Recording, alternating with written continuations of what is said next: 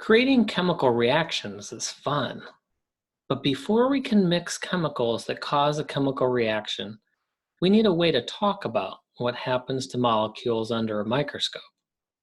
So how can we represent molecules without looking in a microscope? A molecule is a group of two or more atoms bonded together. One easy way to represent the atoms of a molecule is with a sphere. Each sphere represents a different atom. In this example, when the spheres touch, they are bonded. The bonds are like inseparable links of a chain. The bonds are like gorilla glue, holding the atoms tightly together so that they cannot be easily separated. A molecule may have bonded atoms of the same element, such as this oxygen atom bonded with another oxygen atom. So when we see atoms are bonded, we call it a molecule.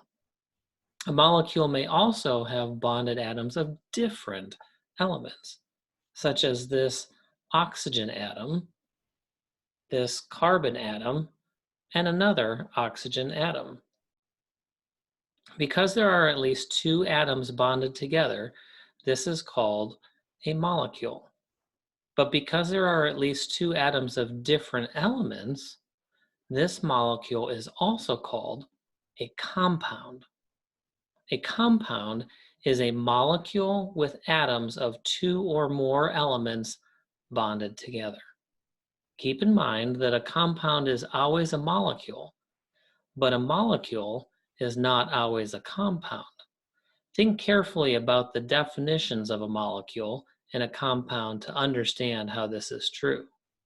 Also keep in mind that if atoms do make a compound, we usually refer to it as a compound instead of calling it a molecule. When a specific molecule or compound is formed, we give it its own name. Let's take this molecule that is also a compound and use the element key in the lower right to choose the correct compound name from the options list on the lower left. What element are the two lower atoms in this compound? The element key indicates that the two atoms are hydrogen atoms. All of the atoms in the element hydrogen have the same number of protons.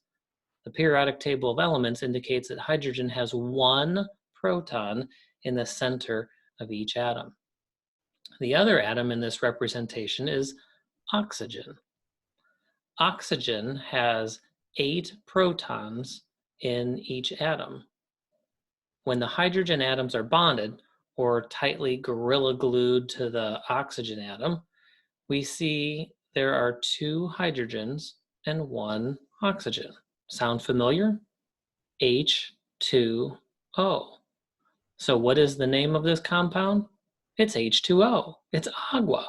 It's water. Let's figure out the name of another compound. What atom is on the left and right? What atom is in the middle? The atom on the left and right is oxygen.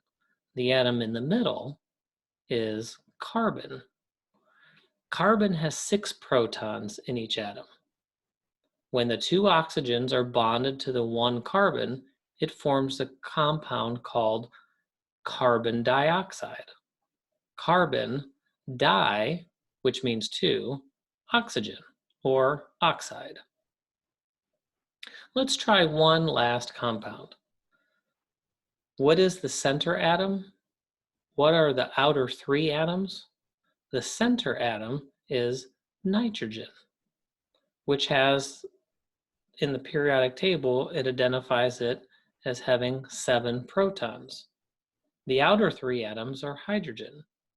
This compound has 1 N and 3 H's, making it NH3, which is also called ammonia. Now it's time to review this way of representing molecules and compounds so that you can communicate with others as you investigate chemical reactions.